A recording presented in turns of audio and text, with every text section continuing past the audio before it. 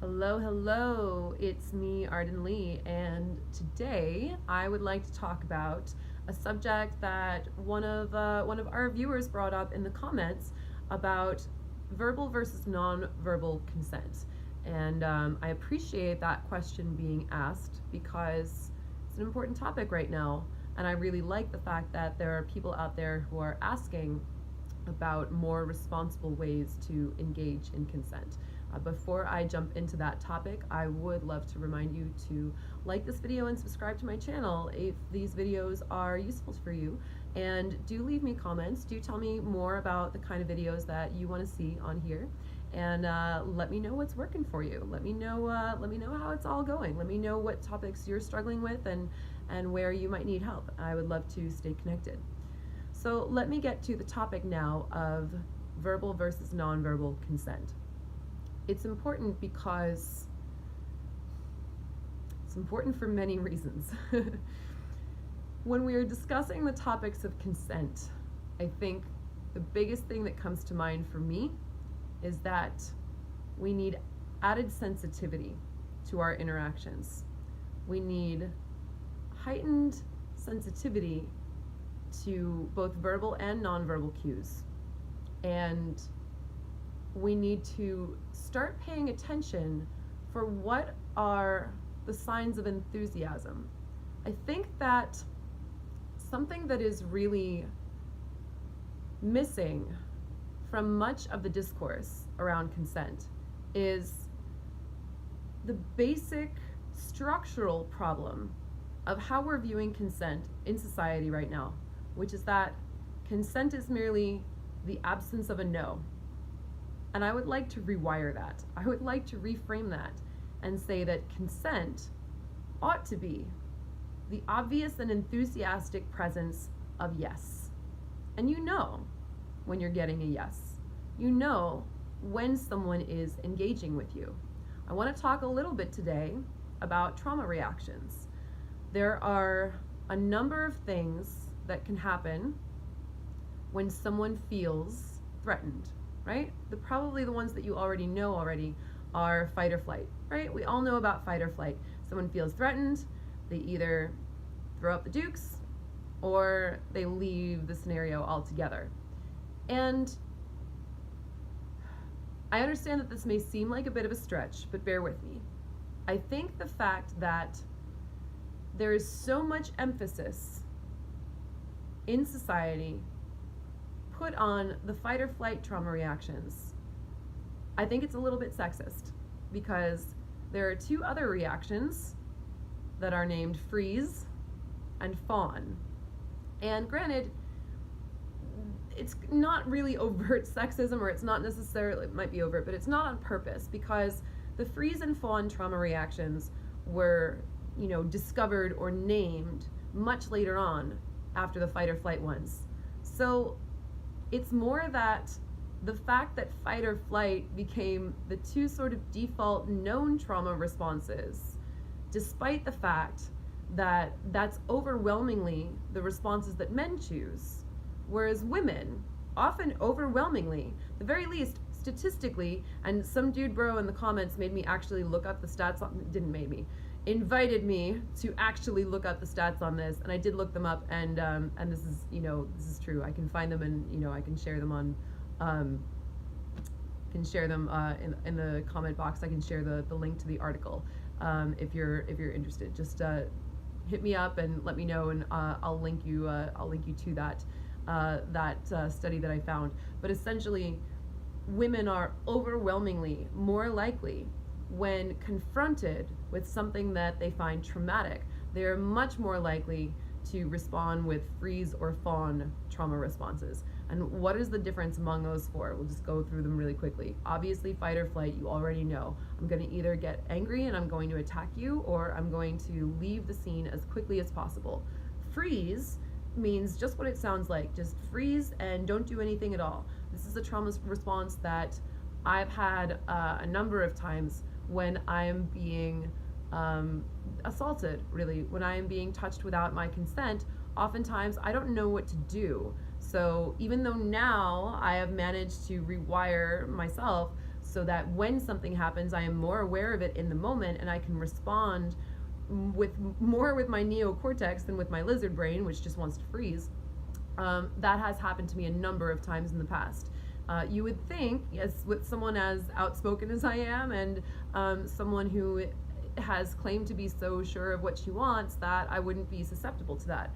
And I think in a way that's actually why I didn't even assimilate the information for such a long time that I was being assaulted, because I thought that I was strong enough to either, fight or flight as well. And if I wasn't, then clearly it must have meant that I was somehow complicit in it or agreeing to it tacitly or whatever, and I didn't take action to advocate for myself because I thought it was somehow my fault. And it wasn't until years later that I learned that freezing is absolutely a trauma response as well. And the fourth trauma response is fawn. And fawning is essentially when you dissociate from your own experience and try to tend to the needs of others. This sounds a little strange, I understand. Who, when they're, under attack of any kind, would stop trying to listen to their own body and go into a state where they're thinking more about the needs of their assailant. But this is so common with women in society. For every woman who has ever laughed at a joke that made her uncomfortable because it was easier to be polite to the man telling that joke than it was to call him out, that's a fawn response. For anyone who has, grown up with a narcissistic parent, where anytime you feel threatened by them or criticized or attacked by them in some way, you immediately default to, let me make a joke. Can I try to be funny? Can I try to appeal to this person somehow? Can I try to do something for them? And so it really is a defense mechanism that says, hey, if I just give you what you want, then maybe you won't hurt me. So this is pretty difficult, right? Because now we're getting down to verbal versus nonverbal consent. And so what I'm going to say to you is, if there is ever any question, just ask. Just say, hey, is this okay? Just get verbal consent if there's any question whatsoever. But I want to go back to freezing and fawning and what that looks like a little bit more, because I do think that while verbal consent is always there as a fail-safe, I think we need to get better at nonverbal consent too. And I think what that means is understanding what most women typically tend to look like when they want to have sex with you. And not just women, this goes for all genders. Even though right now in our society, the conversation is heavily skewed one way for a good reason, because that is where we are seeing the majority of our incidents. I think it benefits everyone to have a heightened sensitivity to understanding, based on someone's nonverbal cues, based on the energy that you are getting from someone, where they are in that moment and how they're feeling about it. Oh, hi, Virgil. Virgil just jumped up on the couch, so I'm interpreting that as enthusiastic consent for a cuddle. Now, when he's done, he's gonna let me know. And you'll notice he doesn't even speak English. But since we have a pretty good relationship and we've gotten to know one another over the years, I know when he wants to be cuddled and when he doesn't. And I think, honestly, you guys, you would know this about a cat too. Like, even if it wasn't your cat, you would know when that cat wants to be petted or not. And I think that so much of this confusion around consent actually comes out of, as I said, that structural issue with the idea of consent being just the absence of a no. And if you're not seeing no, well, then it must be fine, so let's just plow on forward. And in instances like that, you get a lot of complaints from men about women who just lay there like a dead fish. And that's their idea of bad sex. Oh, the sex with her was terrible. She didn't engage. She didn't do anything. Well, it's quite possible that there are women in the world who are just lazy or bad in bed or pillow princesses or don't put in the effort. That absolutely, that's out there for sure. There are also women who have so much shame around their sexuality that even when they are enjoying something, they don't seem to want to give themselves permission to appear like they're enjoying it. That kind of woman who says, lights out, missionary, whatever, I don't want to go there necessarily. That person could still be consenting, but just has an awful lot of shame around displaying herself sexually. And so she feels, you guys, we learn sex in quiet, in the dark. When you think about it, when we're young and we're first exploring our own bodies, whether it's masturbation or whether, maybe it's our first like teenage love or whatever, and we're having to hide all of this from our parents, we learn to be quiet. We don't want to get caught by our parents getting ourselves off in our teenage bedrooms, right? So we learn to be quiet. We learn to associate quietness and lack of breathing and lack of movement with sexuality. And then we wonder why that shows up in our bedrooms too. So I'm trying to allow for all contingencies here.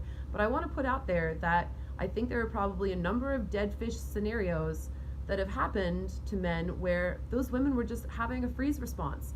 And the men saw the absence of no as being enough for consent, when maybe in the experience of those women, it really wasn't. Maybe they were dealing with someone who, maybe that woman was already a sexual assault survivor and felt that freezing or fawning was a safer option, because there are women out there who have said, you know what, I don't know, this guy could get violent if I don't give him what he wants, so I ought to just go along with it because it's easier to have sex that I am technically consenting to, even if I don't really want to do it, than it is to resist and risk being violently raped. So understanding all of this, and yes, it's complicated.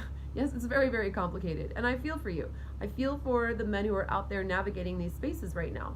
But at the end of the day, what I want you to be able to recognize is look for the signs that someone is turned on. Look for the signs that someone is leaning into your body. Look for the signs that if you pull back and if you tease them, if you say, no, you can't have it yet, does that drive them wild? Do they go in for it more? It's a wonderful way, you guys, to engage sexually and ensure consent is to tease a woman, to tease, or a person, you could do this to a man too, like women get accused of being teases, as much as it is, so we might as well do it, but if you're engaging and then you pull back and you make them wait, do they kind of like, all right, I'm gonna go on my merry way, or do they say, no, come back, I want more, give me more of this?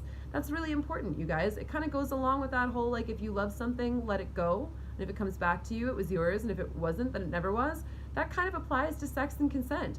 If you let someone go and say, we don't have to have sex tonight. We don't have to have sex this time. There will be opportunities in the future. And that person comes back and still wants to be with you and wants to be around you. You can be pretty sure that that's a good sign of consent right there. And it's also hot having made them wait. I can speak to you guys as someone who is a very, conventionally attractive woman who has a lot of men's sexual desires projected on her quite often.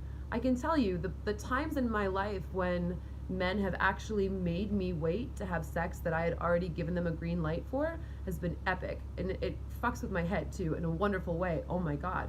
Holy crap. Well, do you like me? Or you should like, wow, are you like, I thought you were a dude. I thought you were supposed to be super into this, right? Like, wow, and now you're making me wait. Oh my gosh. But it's so hot and it's so sexy to see that restraint on their part. And often the guys who are able to do this are men who already have sexual abundance in their lives. One of them, one of the ones in my life that I'm thinking of was an adult performer. And because he already had so much sex on offer to him, this is like abundance mentality, guys. He got more. He got me to certainly want to have more with him because he was willing to tease me and he was willing to make me wait. And maybe you're someone who doesn't feel that way and you don't want to do that. You don't want to have that option. You don't want to choose to engage in that way. You want to just make sure that you're getting consent in the moment. That's fine. Just pull back a little and ask, are you cool with this? How's this? How does this feel? Do you like this? What's bad about communication, you guys? It's not that you're backing off and saying, hey, fill out this waiver, right? Because I don't want to get accused of it. It doesn't have to ruin the moment like that. pulling back and saying just like, hey, are you into this? You know, like, does it sound cool to you? Do you want to do this? Do you want to do that? You can make it sexy. You know, how about you say, we go back to my place and we do X, Y, and Z. What do you think about that idea? Does that sound hot to you? Does that sound like something you want to do? Hey, what's something you want to do? What's something that, you know, what's something that turns you on? Tell me, right? And that's hot. That's actually, if someone asks me that as a woman, it feels vulnerable because I'm being asked to give them my turn-ons. And it's hot, it's great. It's like, wow, someone is interested in what I have to say about what I like about sex. And at the same time, I get to share it with them. It's kind of like, you know, it's like I'm dirty talking a little bit. You know, it's like, well, I like this, I like that, you know, or I don't know, you know, like maybe a little this, maybe a little that. And it's great. So I would love to invite everyone to have more seamless encounters like this. And really, when you're having sex with someone who really wants to have sex with you, you'll know, you know, except for those rare occasions where someone might feel too much shame or doesn't want to come off as a slut, right? In pickup, we have that, you know, those terms, anti-slut defense or last minute resistance. She doesn't want you to think she's too easy, so she has to put up a bit of a fight. But you know what? In that case, like, let those people put up a bit of a fight and honor it, because after a while they're going to have to own their yes if they want to do that with you. You know, after a while they're going to, you know, and this is one thing that I will give pickup credit for, even though, you know, it's a bit manipulative and I'm not going to say it comes from the best of places. If, you know, in pickup, what was taught in the mystery method was if you're getting last minute resistance, then you put everything on hold. And it was kind of shitty because he's like, go check your email, completely disengaged. That gets them to want to come back to you. You know, that's kind of, that's a little, I don't like that very much. It's a little like, you know, it's a little manipulative. It's saying like, if you don't want to have sex with me, then I'm not going to engage with you at all. But that underlying principle is if someone is giving you resistance and you stop, and then you see if they come back to you, or if they just say like, hey, okay, I got to get going, you know, see you next week or whatever, then at least you've given them that opportunity to step back.